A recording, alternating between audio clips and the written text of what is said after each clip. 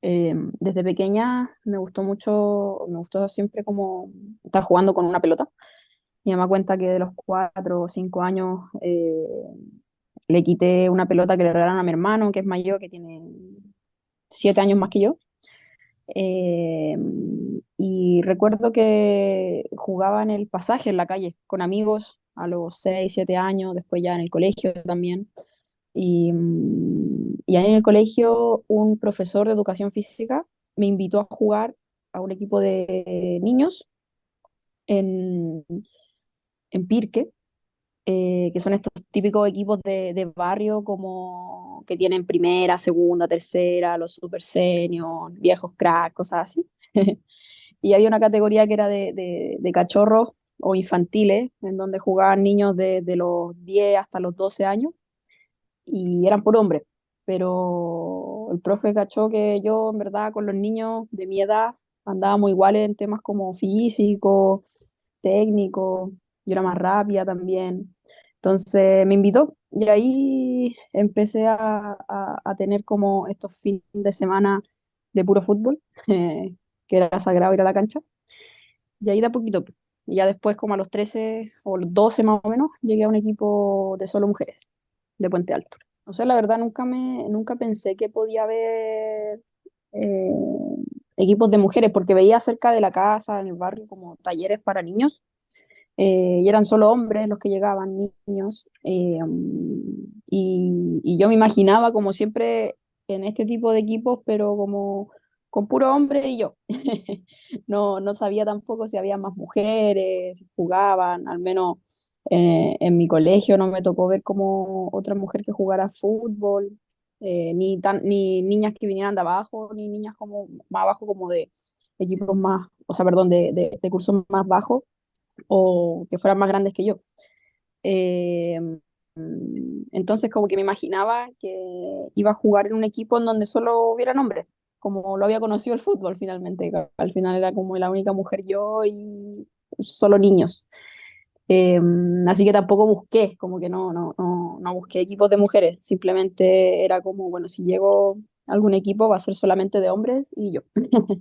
Eh, o sea, claro, tuve como fortuna de que tuve muy buenos amigos, entonces como mis amigos cercanos, ellos me dejaban jugar al fútbol también, yo creo que porque era buena, eh, y me lo permitían, o sea, como eh, no algo consciente, como que tú sí puedes jugar, sino que simplemente se fue dando y me iban invitando en los recreos y me invitaban también en el pasaje a jugar.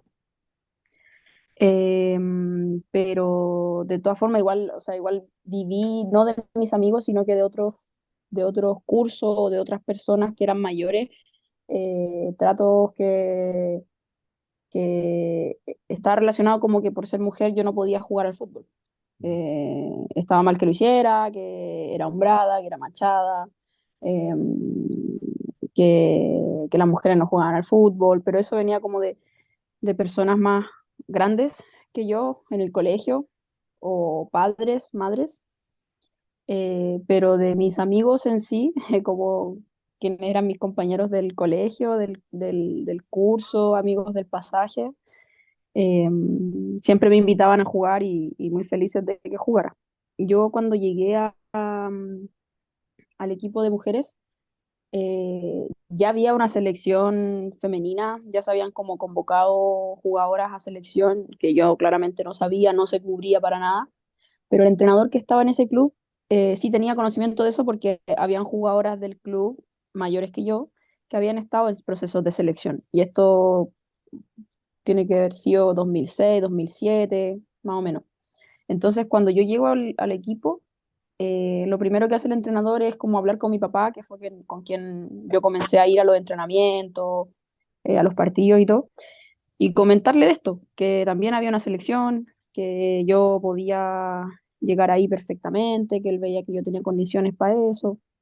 Entonces, desde ahí mis papás me apoyaron bastante de llevarme todos los días a entrenar, entrenábamos 2 días a la semana y jugábamos los fines de semana, pero los campeonatos eran súper cortitos porque eran 4 o 5 equipos, entonces generalmente se hacían campeonatos, partidos ida y vuelta, Se hacía una copa, después se volvía a jugar otra cosa cada 2, 3 meses, pero siempre eran los mismos equipos. Y claro, el 2007 se dio esta opción de llegar a una selección sub-14, hicieron una convocatoria masiva en un 1 de mayo y, y llegaron como 1.000 niñas, eran como 1.300 niñas a probarse, y era un campeonato relámpago de un puro día, donde los partidos duraban 7 minutos, más o menos, y, y eran partidos así, eran como que jugabas por grupos y alcanzabas a jugar 2 o 3 partidos, y si no clasificaba a la otra fase, se acababa. Y dentro de esas niñas quedé seleccionada, y de ahí también como que fue más el apoyo de mis papás, como chuta, bacán que esté en la selección, hay que seguir apoyándola, esto le gusta, más encima que veían que eh, me hacía ser muy responsable, me ayudó también en mi vida como académica, poder organizarme con los tiempos, tener responsabilidades.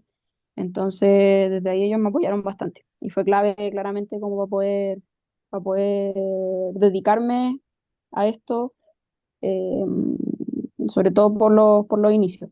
La realidad ha cambiado bastante y eso hace también que vaya subiendo el nivel y la calidad de la jugadora. Eh, yo jugué en la calle, fútbol, aprendí fundamentos del fútbol en la calle. A mí nadie me enseñó que para controlar un balón era mucho mejor hacerlo con el borde interno que el externo. Nadie me enseñó que tenía que bajar el centro de gravedad, nadie me enseñó nada, y eso era como un instinto natural. Pero hoy en día las niñas ya saben cuáles son los fundamentos más básicos a muy temprana edad, lo que hace que su desarrollo también cognitivo sea mucho, mucho más potenciable.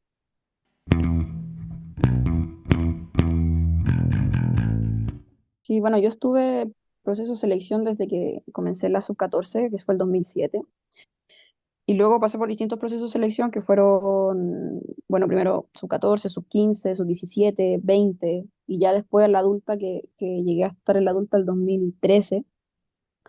Y claro, no se cubría mucho lo que era la selección femenina, para nada. Con suerte a veces anunciaban si es que había una Copa América o Sudamericano. Eh, y, y pasó que nosotras cuando terminamos un proceso de la selección adulta, que fue el 2014, cuando no logramos clasificar al Mundial de Canadá, que se jugaba el 2015, la selección adulta entró en inactividad por 2 años. Ahí estuvimos solamente, yo me acuerdo que esos 2 años, que fueron 2015, 2016, estuvimos solamente eh, entrenando y jugando por el club. O sea, era solamente el campeonato nacional. La selección ya no existió, no se llamaba, no había microciclo, no había nada.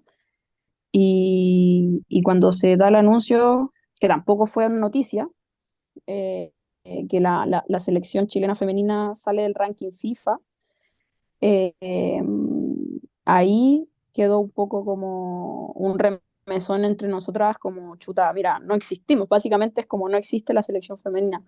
O sea, por la inactividad que tenía de 2 años, se salió del ranking FIFA, y, y una amiga que fue Jonah Rothfeld, quien empezó a pensar en esto como de qué manera organizar a la jugadora, entendiendo que hay un SIFUP, que es el sindicato de futbolistas profesionales en Chile, que existiera la misma figura similar para las mujeres, entendiendo que las causas, las luchas son completamente distintas.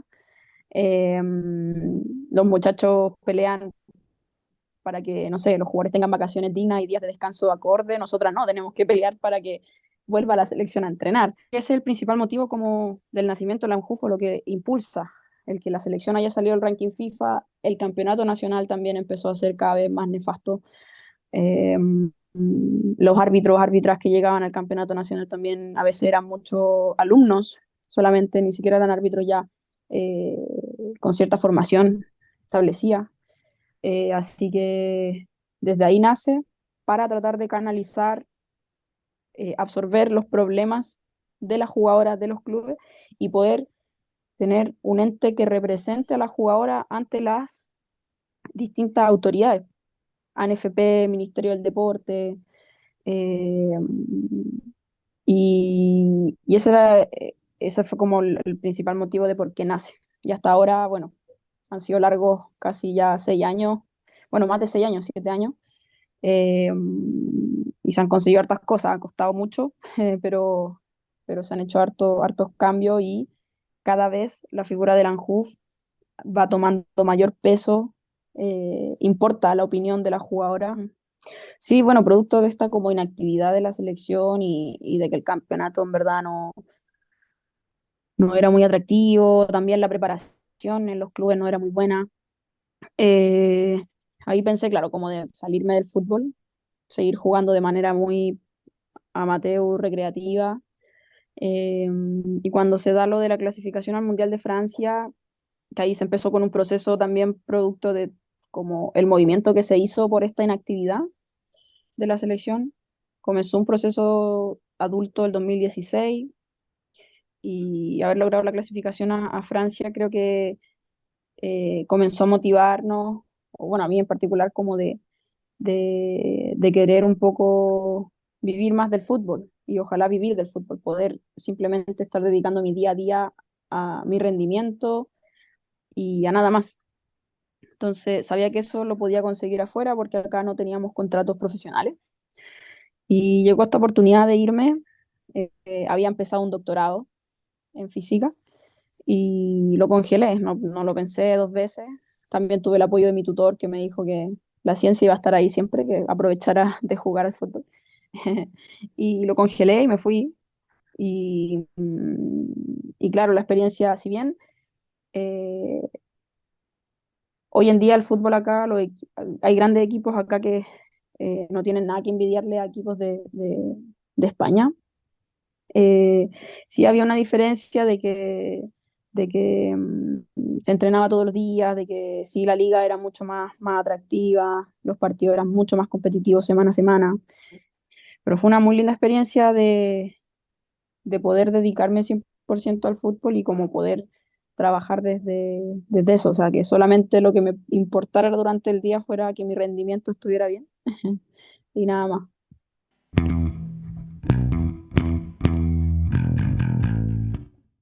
Y si bien creo que no fue una ley eh, que a mí me dejara muy conforme, porque sabemos que siempre se van a buscar eh, estos espacios a lo mejor vacíos o espacios en blancos que eh, hagan que no nos favorezca y, por ejemplo, tenía que ver con la duración del torneo. La ley sí obligaba a los clubes a tener a sus 50% de las jugadoras contratadas, pero no decía cuándo. Entonces muchos clubes querían que estuvieran contratadas, pero al final de la liga, así como contratarlas el último mes y listo, ya cumplían con la norma.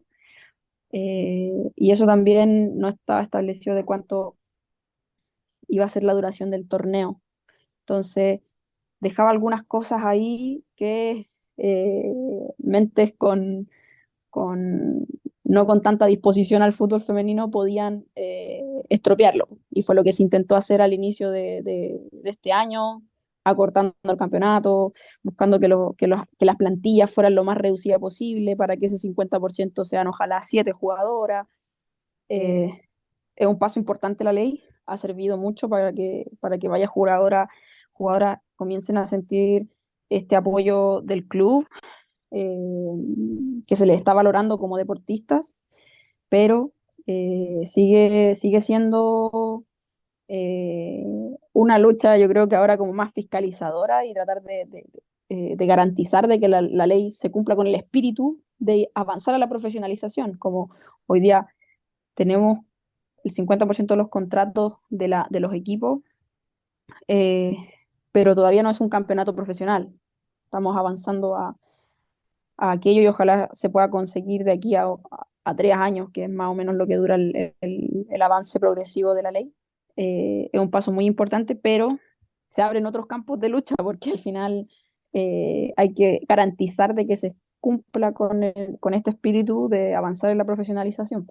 Creo que la creación de Anjou ha conseguido que podamos como jugadoras estar conectadas y que sepamos que si hay problemas en los distintos equipos, se sientan todas las jugadoras con el respaldo de que tienen más compañeras o colegas que están eh, impulsando para que esto crezca y que estamos todas atentas a las cosas que hay que seguir mejorando. Entonces, Creo que ese es el espíritu de aquí a lo mejor a lo- más allá de los 3 años de la ley, sino que a lo mejor de aquí a 5 años más para que el campeonato se siga haciendo mucho más profesional, se siga construyendo, eh, se vayan incorporando más equipos también, se vayan sumando equipos a, a tener sus ramas femeninas activas. Y ese es como el esfuerzo que se está haciendo hoy día.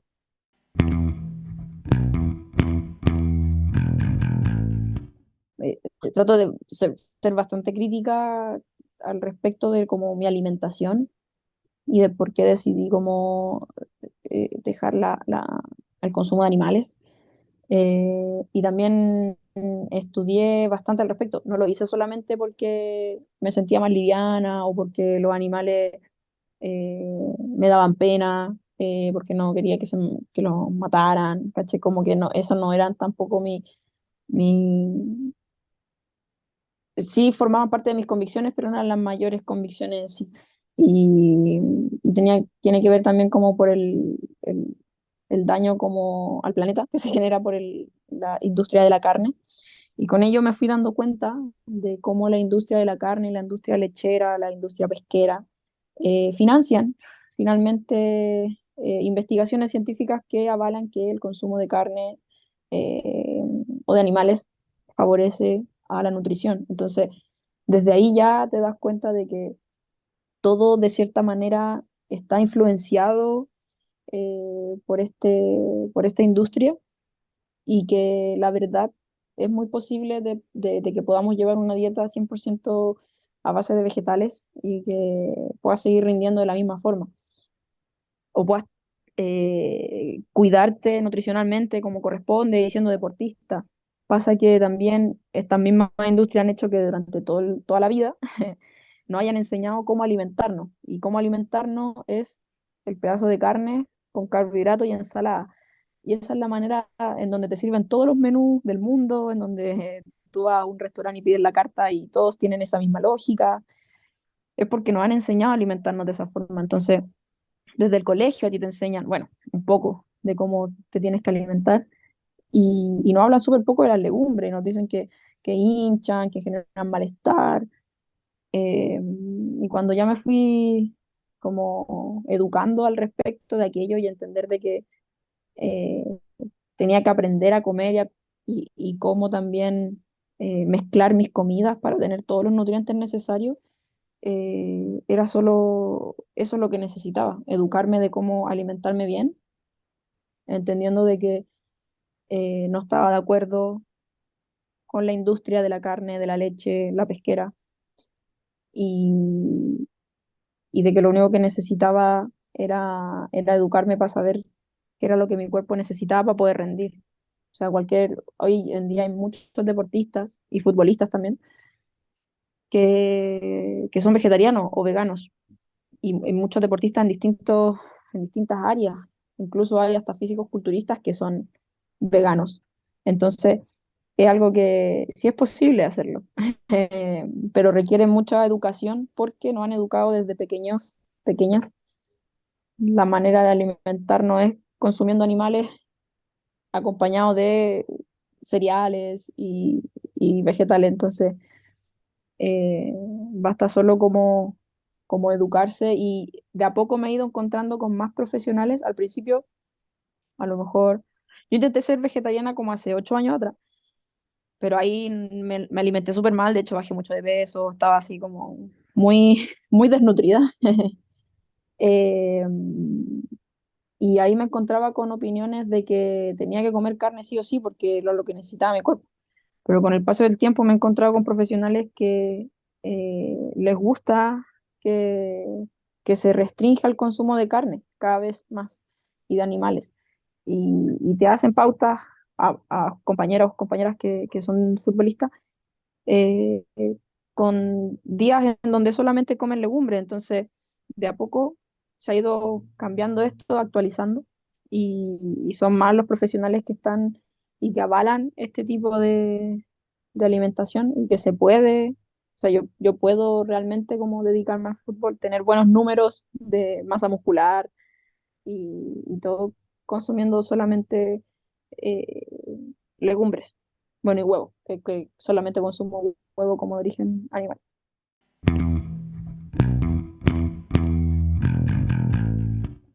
Desde chica siempre he estado como con los estudios y el deporte.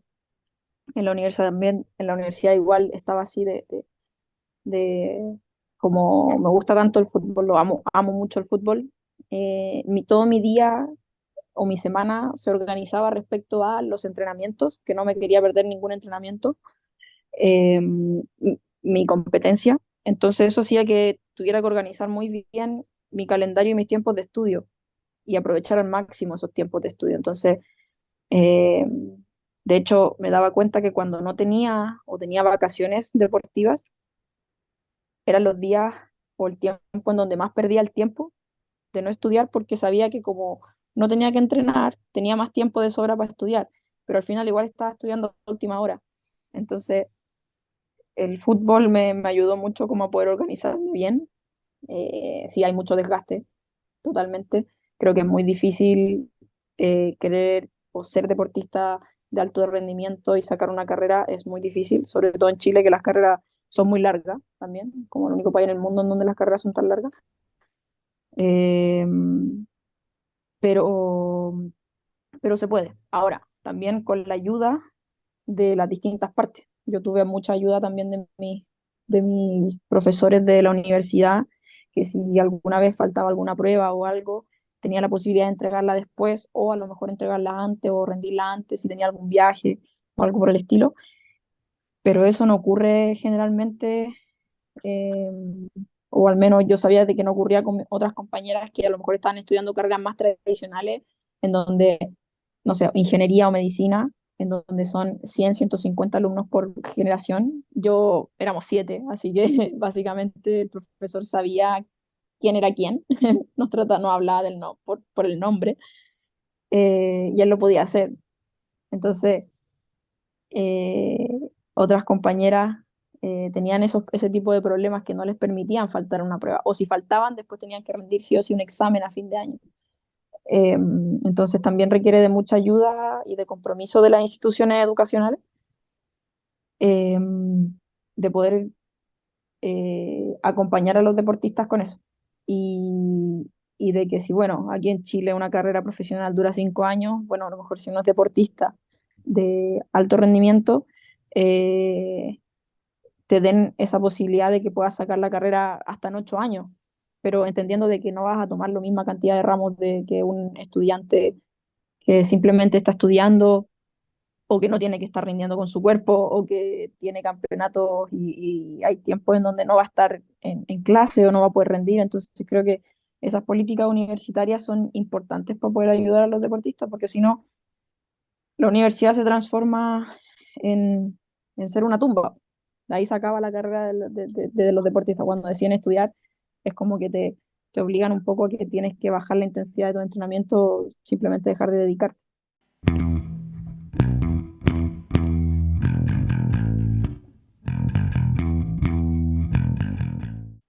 No, por ahora no está Pasa que ya creo que los posgrados es algo distinto a una carrera profesional. Creo que requieren, o sea, creo que los posgrados son una especialización muy similar a lo que yo creo que es un alto rendimiento, así como en lo deportivo. Entonces, requiere demasiado tiempo y dedicación y creo que en ese sentido dejan de ser un poco compatibles. Eh, ¿Por qué? Porque también la posibilidad de hacer un doctorado o un magíster, al menos para mí, sería mediante becas, y estas becas te exigen cierta duración nomás. Tú no te puedes pasar si haces un doctorado, no te puedes pasar de los 5 años de que estés en el doctorado. Entonces, es imposible para mí en este momento como pensar en hacer un doctorado. Podría ser después, tal vez, pero por ahora quiero aprovechar al máximo mi tiempo jugando al fútbol y ya que lo puedo hacer y puedo vivir de él y disfrutar eso.